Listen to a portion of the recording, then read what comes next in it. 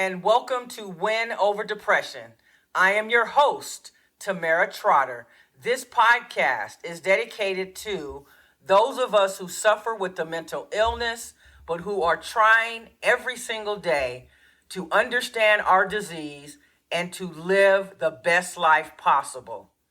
This podcast is also dedicated to those individuals who are trying to understand this disease so that they can be more supportive to those friends or family who suffer with a mental health condition. Today, we'll be talking about commitment, and I would like for you to take notes if you're able to.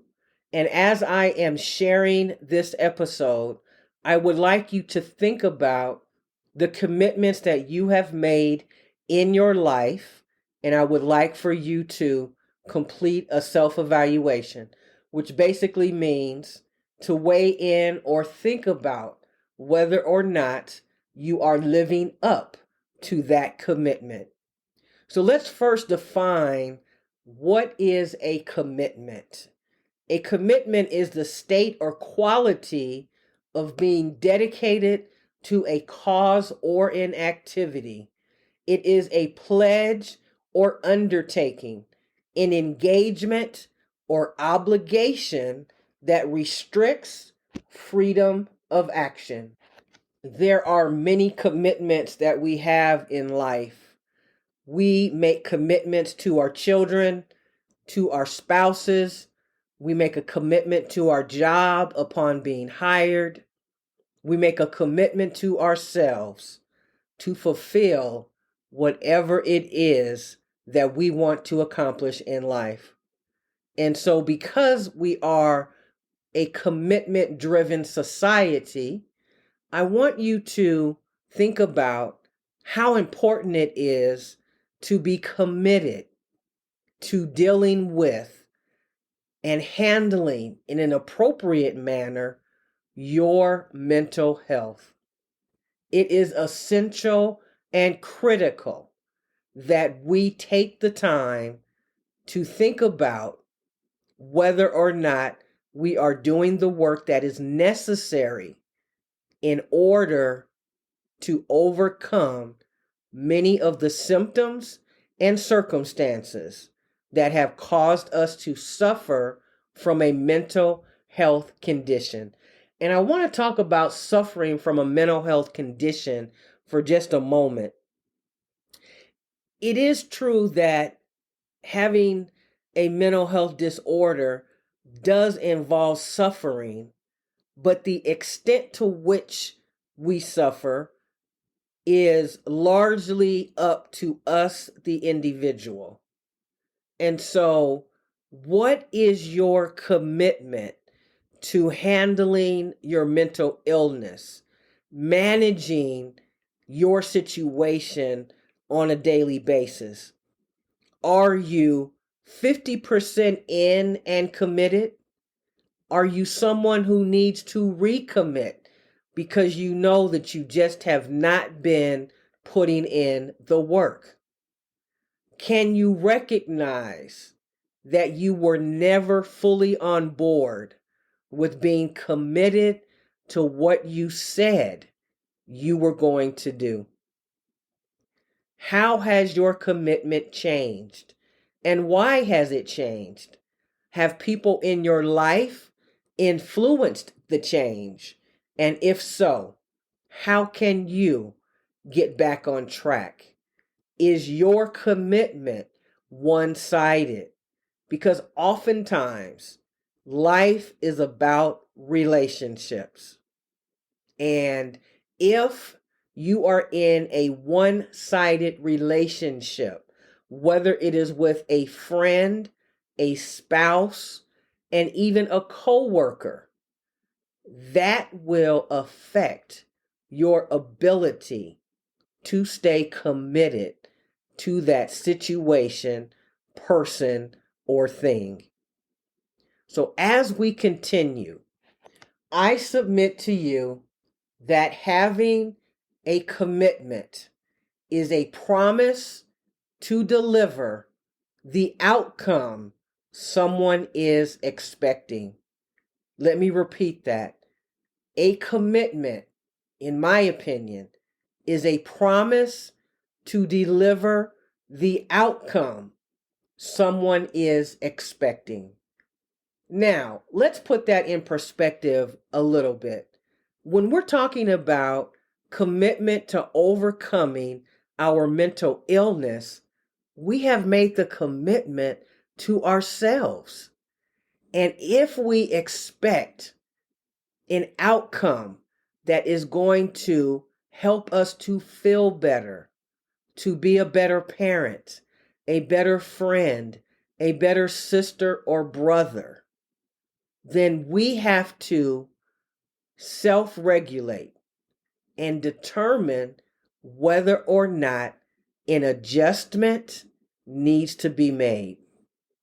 When we make a commitment, there is something that is expected on the other end.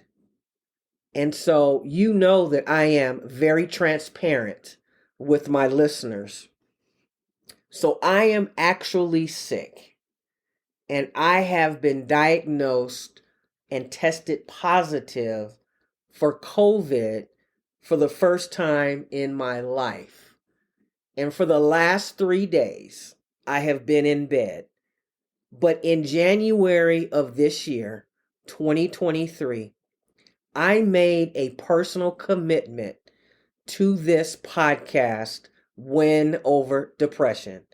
And that commitment was that every Friday that I would drop a new episode. And I have lived up to that commitment the entire year up until now, except for 2 occasions when I had to upload the episode on a Saturday morning because I was having technical difficulty. So we always give room for human error. And so even though I'm not feeling well, I made the commitment that without fail, I owe this episode to my listeners. It is 11:38 p.m. Pacific Standard Time.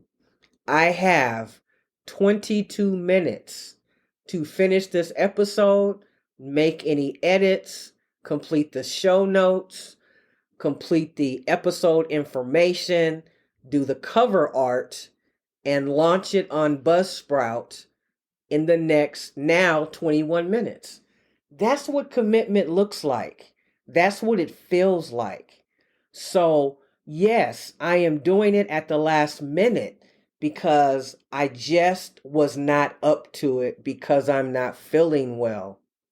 But my friends, oftentimes, most of the time, more than we'd like to admit, when we suffer with a mental illness, we are not always at our best, but there are still people counting on us and expecting us to deliver on a promise that we've made with an expected outcome. And so I am not expecting you to be me, but what I'm saying is I want you to think about the commitments you've made in your life and how many of them are you truly living up to. In society, we tend to be overcommitted. It is almost an addiction. The truth is, our jobs, our employers expect way too much, and we continue to do the work because we need our job.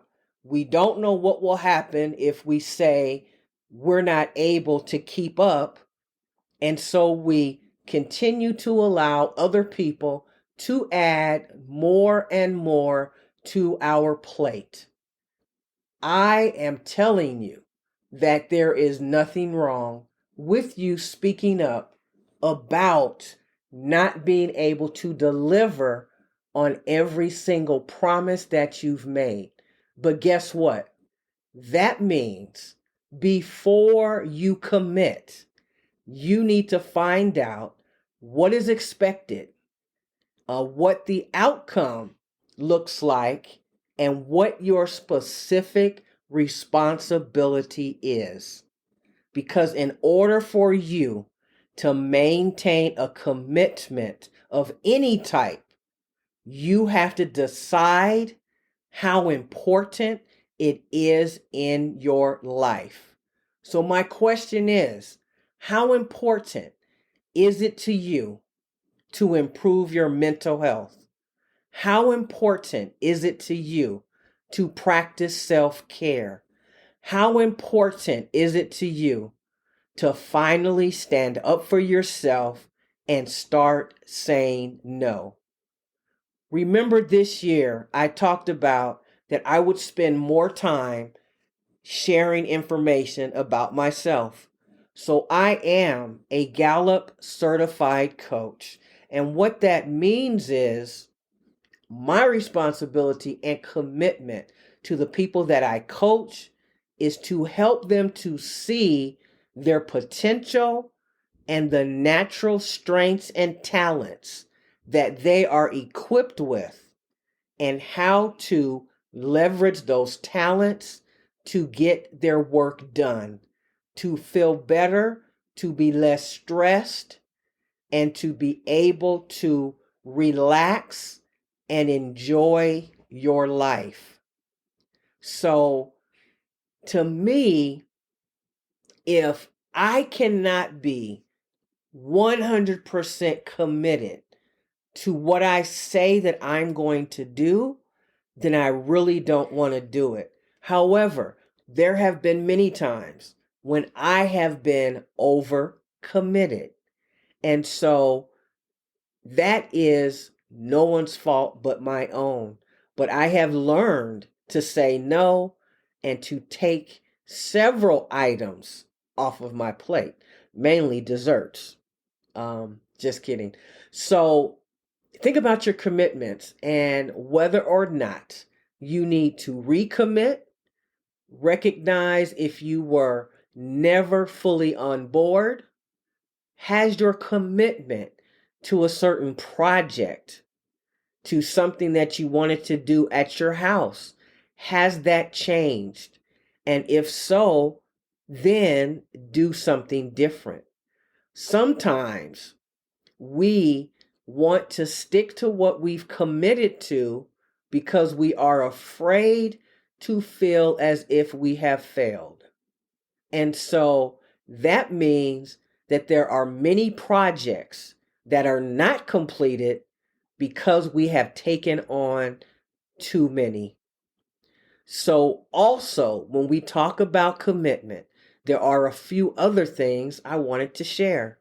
The first is your personal space in your home has a direct correlation to whether or not your mental health is at bay or you are sinking into an episode of depression. And I know when I am about to experience an episode of depression because the area in my personal space at home looks cluttered. So it is very true that when we have a cluttered space, it's very difficult for us to focus and concentrate. And therefore, we all know, and if you don't, I'll share it with you, that many of the side effects of depression is not being able to concentrate. So what I would like for you to consider doing, and I don't expect you to clean up your entire house in 2 days. That would not be a commitment that you can keep. So what I would ask is that you look around and ensure that you have at least 1 or 2 areas in your home that are clutter free. And you will be able to see a lifting of the inability to concentrate and you being able to focus much better. So again, are you committed to your mental health and getting better, are there some commitments that you've made that you need to make changes in? And so when we think about change, change is difficult for a lot of people, and not just those who suffer with the mental illness. Nobody really likes change because it's new. People don't know what to expect, and they are afraid of what is unknown to them. That is a natural human behavior. However, when you decide that you are going to take a look at your commitments, you have the right to make changes. Now, does that mean that you may have to disappoint a few people? Absolutely, because your mental health depends on it. And your friends or whoever it might be should understand that you need to practice self-care. So I encourage you to not be afraid of change, because change is absolutely predictable, because there are millions of changes every single day. There is a book called Who Moved My Cheese? And if you're not someone who likes to necessarily read a book, I encourage you to get the audiobook version of Who Moved My Cheese. And that is going to help you when it comes to accepting change. Because change is the one thing that you can count on in life. So, the more adaptable and resilient you become, the easier change will be in your life. I never want to end my podcast without thanking you so very much for listening. There are some things that I would love for you to consider doing for me. The first one is, when you have listened to any of the 80 plus podcast episodes of Win Over Depression, would you kindly consider leaving a comment? Let me know how a particular episode resonated with you. The more comments that I have, the more growth I will experience in the podcast. And it is growing, but I would encourage you to talk about how this podcast has helped you. Several people have reached out to me to tell me personally, but if you would be so kind as to leave a comment, I would really appreciate it. Remember, you can reach me on Pinterest at TT Mental Health Expert. You can also find me on Instagram, Twitter, and Tumblr at Tamera Trotter. That's Tamera, last name Trotter. You can join my Facebook group, also called Win Over Depression. Win Over Depression now has a journal that goes along with the podcast episodes. Each journal will have 25 episodes, and it will have homework, places for you to write notes, and really be able to keep a record of how well you are doing in combating and reducing your episodes of depression. In addition, this journal will also give you the opportunity to have in front of you proof of your journey and proof that you are making strides. One of my episodes, we talked about how important it is to celebrate every single win that you have experienced, no matter how small you believe it is. If you have gone from 2 episodes of depression per month to 1 episode, that is a 50% improvement. You can go to my website, winoverdepression.org, go to the tab that says products, and you will be able to make the purchase of your journal there. If you would like to reach me personally, You can reach me at Tamera, Tamera, at winoverdepression.org. Stay in the game of life. Remember, giving up is never an option. You are important. Your life is worth living. If you are listening to this podcast and it's late at night and you're feeling down, I encourage you to go back and listen to many of my episodes. I have several on why you should not commit suicide, as well as why suicide may come into your mind in the middle of the night. Don't take your life. Please call 911 or call an accountability coach. I would love for you to know how important you are. I care about you, and I will see you next time on Win Over Depression. Take care.